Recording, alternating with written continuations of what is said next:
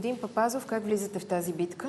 Добро утро, варненци! Поздрав към учителите! Добро утро на всички, които имат здравите нерви да гледат в това ранно утро предизборен дебат. Добро утро и на колегите, които решиха да уважат варненци с правото им на избор, а не да се крият непрекъснато от всякакъв вид дебати.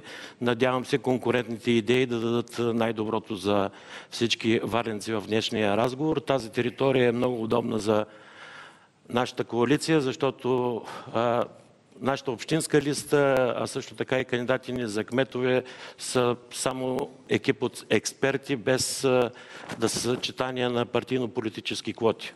Все конкретни теми, които очертават така или иначе основните проблеми на града. Ако седнете на кметското място, какви са първите стъпки, които ще предприемете, например, за да изградите улична канализация и шахти в Аспарухово, например? И какви средства са необходими за това? Господин Папазов, да започнем от вас. Проблемите в Варна са наистина много, като инфраструктурата, от която аз не отделям само канализацията, разбира се, е в окаяно състояние. Това не е, Варна не е само няколко централни улици, които винаги в предизборни кампании се асфалтират и то със съмнително качество. Почти винаги е необходимо да убеждаваме хората, че това е страшно красиво, слагат се цветя, всякакви други така разкошни на пръв поглед фонтани, но за Варна е много по-важно в крайните квартали да се навлезе. Там е окаяно положението с улиците, там е окаяно положението с водата, с канализацията, не само в Аспарухово. Ще направите вие, ако спечелите кметската надпревара? Ще се търсят европейски програми, по които Варна може да кандидатства. Не само за централната част, разбира се и за кварталите. Освен това, бюджета на Варна трябва да се разходва значително по-коректно, защото само за ремонта на спортната зала бяха изхарчени 3 пъти повече от заложените средства в началото, което е вече един грандиозен скандал, според мен, на който продължават да не ни дават отговор, въпреки нашите въпроси. Същото е и с детските площадки. Това са средства, които можеха да бъдат използвани, например, за водоснабдяването в квартал Изгрев. Същите проблеми имаме в някои от селищните образования край Варна, като Ален Мак, като Евсиноград, квартал Бриз. Но електричеството също е голям проблем. Кажете, как е възможно един автобус, мисля, че беше 148 линия, да бъде обслужвана от една частна фирма и от общинска фирма по цялото протежение на маршрут? Нормално ли е това? Абсолютно нормално. Аз не виждам никакъв проблем, когато има конкуренция. Това не е някакъв проблем. Проблема е, че при залагането на критериите, по които ние сме кандидатствали в европейския проект, там има много объркани неща. Този проект за интегриран градски транспорт, трябва да ви кажа, че аз в Министерството на транспорта съм работил страшно много, за да оправим наистина изключителната бъркотия, която беше насложена. Там автобусите въобще нямаше да ги получим, ако не беше адекватната намеса на Министерството на транспорта, защото наистина капацитета в администрацията в град Варна е на много ниско ниво, особено по Кой заложи тази бъркотия? Можете ли да посочите виновника за това да не бъде изпълнен този проект както трябва? Този, който е правил проекта. Господин Папазов, понеже вие имате един сключен договор с Сдружението Салтанат да пуснете автомобили и да разрешите паркирането в Морската градина, ако станете кмет, как ще отговорите сега на този въпрос, който беше зададен тук? Значи, вижте, аз съм абсолютно убеден, че трябва да се пазят и увеличават зелените площи на Варна, защото това е проблем за чистия въздух. Но задължително Морската градина трябва да се раздели, според мен, на две части. Едната част е историческото ядро, което абсолютно трябва да бъде забранено движението на автомобили. Там веднъж завинаги трябва да бъде решен този въпрос и с строителство, и с автомобили. Не може обаче в парк Салтанат, където общината е дала разрешение на хора да си построят вили, къщи, игрища, ресторанти, сега да не им разрешават да влязат в собствения си гараж. Представете ли се, на вас ви дават разрешение да построите гараж, същата тая община след това ви забранява да влезете в него. Значи там трябва, разбира се, с гражданските организации да се изработят ясни правила, които да се спазват. Нищо повече не е необходимо. Нека да чуем господин Папазов.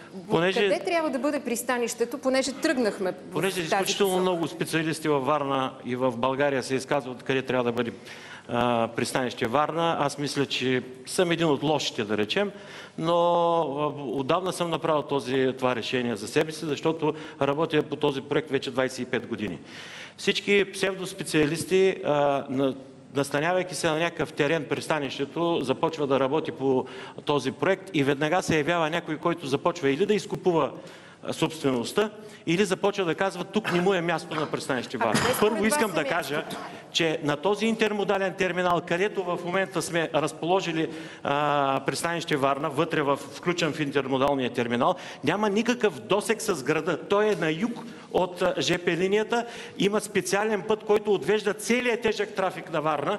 Това е едно от решенията, между другото, за улица Девня да се освободи. Целият тежък трафик няма да влиза изобщо в града, а от третото колело по пътя за Девня директно пресича ЖП линията и минава. Дали правилно ви разбрах? Да не се мести пристанището. Напротив, трябва да се премести пристанището там и едва след това в района на Старата гара Варна и едва след това да се прави марина и всичко останало, което е по рекреационната зона във Варна. Защото не могат да се оставят 1600 човека без работа, просто и така с лека ръка. Това е единственото предприятие във Варна, което все още работи.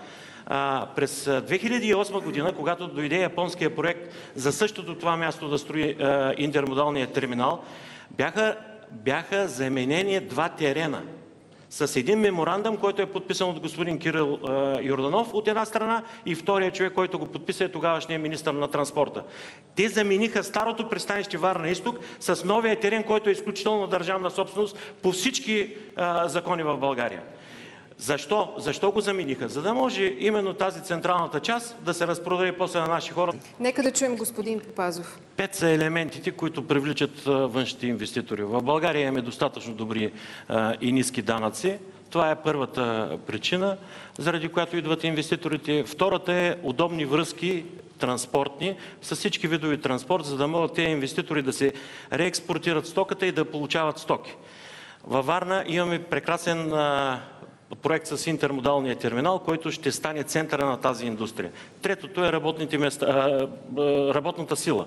Работната сила във Варна може да стане такава, каквато е необходима на бизнеса, защото ние имаме 5 университета. Тези 5 университета в среща с бизнеса трябва да уточнят специалности, които са необходими във Варна. Къде е мястото на кмета в тази една среща? Кмета трябва да ги срещне. Той трябва да им съдейства те да се срещнат. Медиатор. И медиатор даже, ако щете да бъде. Господин Карбов, момент, има още да довърши господин Папазов. Две неща, които са изключително важни. Администрацията. Без електронизация на администрацията, тя да стане прозрачна, бърза и качествена, няма как да дойде инвеститор тук. Тук един ПУП се прави за 162 дена според статистиките в България, на предпоследно място в България. Ще отмените ли специалния режим, господин Папазов? Специалният режим въобще трябва да се отмени, но задължително е също така и кмета да ходи по региони. Защото няма как да стои само на втория етаж и никой да не го допуска гражданина да влезе при него. Заради това ние ще направим открити приемни дни, които ще бъдат във всички кметства регулярно, т.е. цялата седмица, всеки ден по един нов регион. Господин Папазов, защо на 25 октомври варненци да гласуват за вас? Тъй като повечето въпроси днес бяха към кмета, аз официално го каня на дебат. Вече бившия кмет Иван Портних, който до настоящия момент прекарва кампанията като нелегален в очакване на Трети украински фронт, за да завземе властта.